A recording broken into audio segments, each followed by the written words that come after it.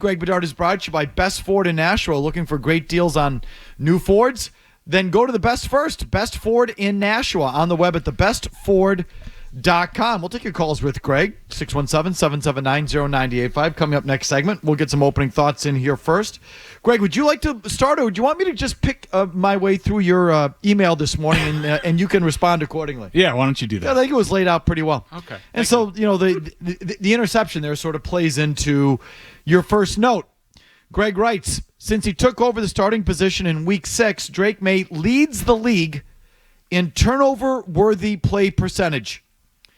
Put another way, he has the second most turnover-worthy plays in the NFL. He has 9 turnover-worthy plays, and obviously he has 6 turnovers, but he has 9 turnover-worthy plays, which is just 1 fewer than Baker Mayfield, who has 10 turnover-worthy plays and has played, my guess is, every snap this year. Maye has played only 3 full games, yet is second in the league in turnover-worthy plays, which means he leads the league in turnover-worthy play percentage at 5.7.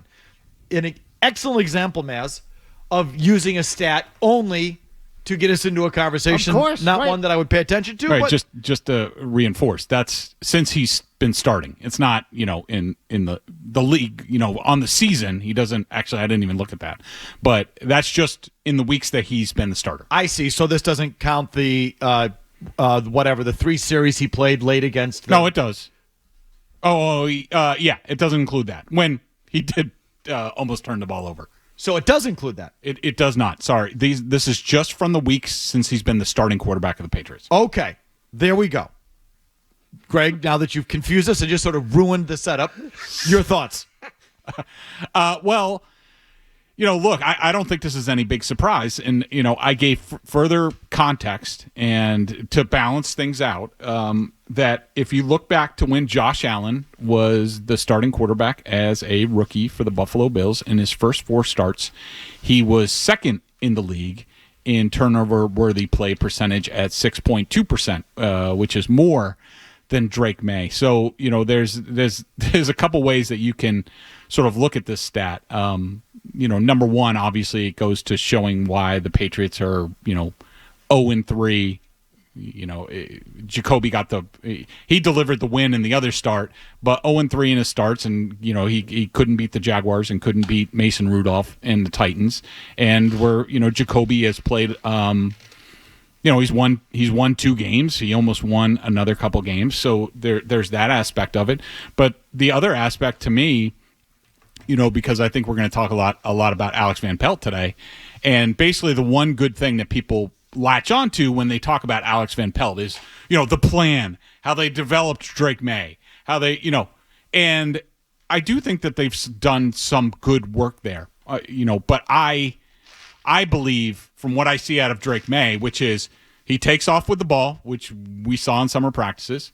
He'll turn over the ball some. He'll make some plays. To me, he's the same player that we saw basically since the Eagles preseason game. He's the same guy that I saw those games at UNC last year. Mm-hmm. Runs like crazy. More than anyone wants to give him credit for some reason, but just absolutely takes off at the first provocation and can run well. Looks like Daniel Jones to me when he's running, which is a good thing as a runner. Makes some incredible big plays that leaves your jaw dropped open. Turns the ball over, and in the games I saw, loses. So it's like he's kind of the same guy I saw at UNC.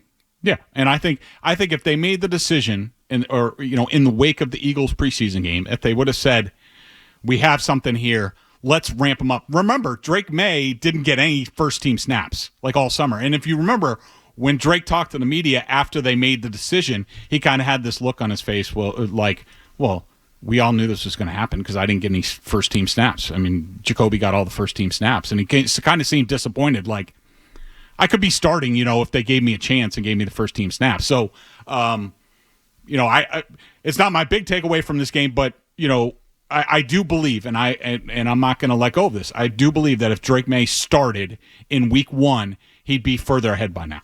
Okay, so I don't know if I'm anti that. You could be right. I could be wrong about it. That's not my thing. My thing is when I hear that they've developed Drake Maye, I just wonder exactly what that means. I don't know. So, look, maybe there's really subtle things that I couldn't really break down for you. Footwork, ball placement, where he's holding the ball, the release point, the really technical sort of stuff like that. If he's improved in that and is better in that, then fine. Like, I'll give it to you. I won't argue that. But in terms of how he plays, this is what he was at UNC. He ran a crap ton. He made big plays. He was often brilliant off platform.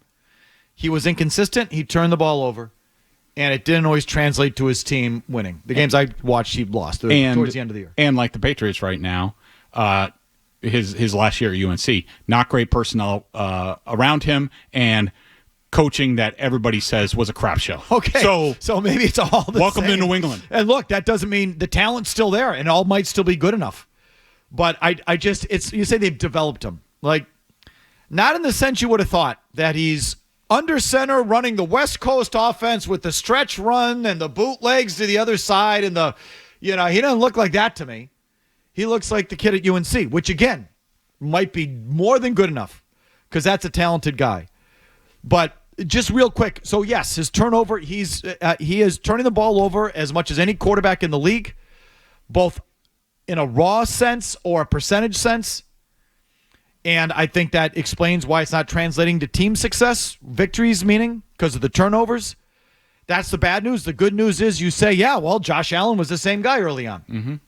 I would just take this moment to say now, and you thought Josh Allen sucked.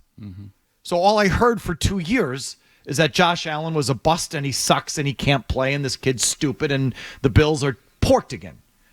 Yet your guy's playing the same way and it's like... Now it's good. Okay, so again, I understand. I just can't fall into your trap. Which is what you did there. That's good. Yeah. I mean, well, I'm just not... I can't do your thing. I can't. If you want like fan radio and that sort of stuff, this is not the place. I can't believe there are people on the inside talking about him like he's Josh Allen 2.0, according to Godshaw, which I think is ridiculous. Go ahead. His ceiling, I mean... I don't think he's as gifted as Allen. But anyway, that's neither here nor there. He might be. All I know is Josh Allen got off to a similar start, and you all thought he sucked. Okay? So, like, it really is... Me included. What you just want to see, and it's okay, you're a fan. But that's really fan analysis. That's not stepping back and looking at it critically, which we tend to do.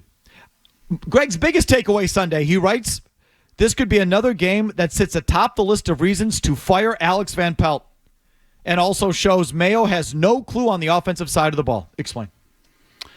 Okay, well, let's start with the rocket science decision. After they had 2 weeks of continuity on the offensive line, and all I heard was whining from the coaches and a bunch of other people about how, we can't expect much. They don't have any continuity on the offensive line. They finally have a chance to do that, and they decide, nope, we are going to change things again.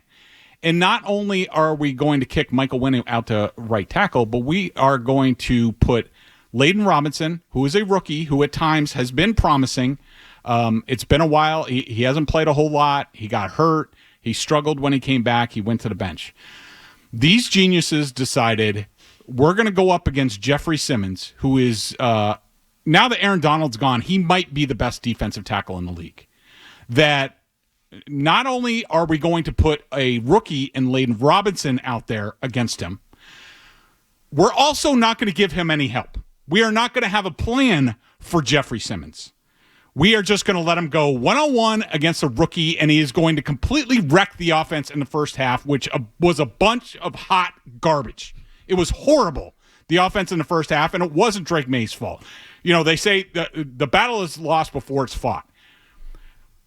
This plan was just dumb. And for Mayo to sit there and listen to this and hear the plan and say and approve it is just it's just a dereliction of duty on multiple levels. I mean, how many I guarantee you, Bill Belichick, how many times did we see it? And there were times where the Patriots didn't have great talent on the offensive line. The Brian Storks and Trey Jacksons and, love Ryan Wendell and Dan Connolly, but, not exactly first-round picks, where they would go up against J.J. Watt Aaron Donald and Ndamukong Suh, all these guys who wrecked games from the interior. Bill would go in there and say, going into Titans week, he would have said, Josh, we are not letting number 98 ruin the game. You are the job one is take care of 98. We will deal with everything else. And they did the opposite of that. And 98 completely wrecked the game to the point they had to bench Layden Robinson before halftime. And it was much better. Like, DeMontre Jacobs played well in this game. Owenu played well at right guard when he went in. So let's just start with that. That decision was awful and sunk this game. Because this game, the Titans should have won going away. If Brian Callahan wasn't a worse game coach than Gerard Mayo. At least Brian Callahan has the excuse that he's calling plays during the game. Gerard Mayo doesn't. All he's there to do is manage the game. And every game, he gets worse with game management and loses every game. But, all right, that's okay, where I'm starting. So that offensive line decision to change the lineup for, again, what reason that week against that opponent in that matchup? Yes. Big misfire. Next. How dumb does AVP look now with his comments saying he doesn't agree with designing quarterback runs for Maye when his quarterback is going to take off anyway? If he did make Maye's legs a threat and designed an RPO offense, he would make reads easier for Maye. And then you say in parentheses, just watch the Commanders do this, and help the receivers to get open. Alex Van Pelt looks like a caveman sticking with his 1999 West Coast offense. Explain. Yeah, I mean, when I heard him make this comment, I was just like, what are we doing here? I mean, the decision to, as a coach, you have to understand, what you have, what are the strengths of the team, what are the weaknesses, how do I accentuate the strengths, how do I minimize the weaknesses? Drake Maye, he's a good quarterback. He's also a very good runner. All you have to do is incorporate that a little bit. You do one design quarterback run early, and he runs for, it's probably be wide open, some sort of naked. It's 20, 30 yards. Now all of a sudden it's in their head. Like, now they have to defend an extra gap. Or we can't just charge up the field because, he might get around us or he might keep the ball, let alone an RPO where the defense has to, most of the time they're going to play zone, but they got to stop and they got to read. Is he going to keep the ball? Is he going to give the ball? Is he going to throw the ball? What's he going to do? And in this time, now Jalen Polk and Demario Douglas and these guys have a chance to get a head start on the secondary. And then now it opens up spaces. You watch the Commander, the Chiefs game is on. Patrick Mahomes doesn't do any designed runs, but they do that stuff all the time. And guess what? It makes easy throws. It makes the offense go. And like Alex Van Pelt is just calling what he knows. And I feel bad for Drake Maye because they're not using his strengths to his advantage. And it's making it even tougher on him. Okay. I don't mind them not calling design runs, but I mean, one or two a game. I mean, listen, and at least with the designed runs, Drake Maye understands where his blocking is and isn't, and can deal with that. I understand the point, though. That just plant it in. Even if you don't run, plant the thread in the defense's head. Yeah, I understand the point. At least talk it up. Well, I mean, just if you're not going to do it, just the way that he scrambles. If you ran an RPO action, even just an RPO play, and he gives it or throws it, they have to account for it because he's such a excellent runner. I hear you on that. If you like that clip, check out more videos from Felger and Mazz here. For more Patriots analysis and opinion, hit this playlist. And for all the latest from the Sports Hub, download the app at 985thesportshub.com.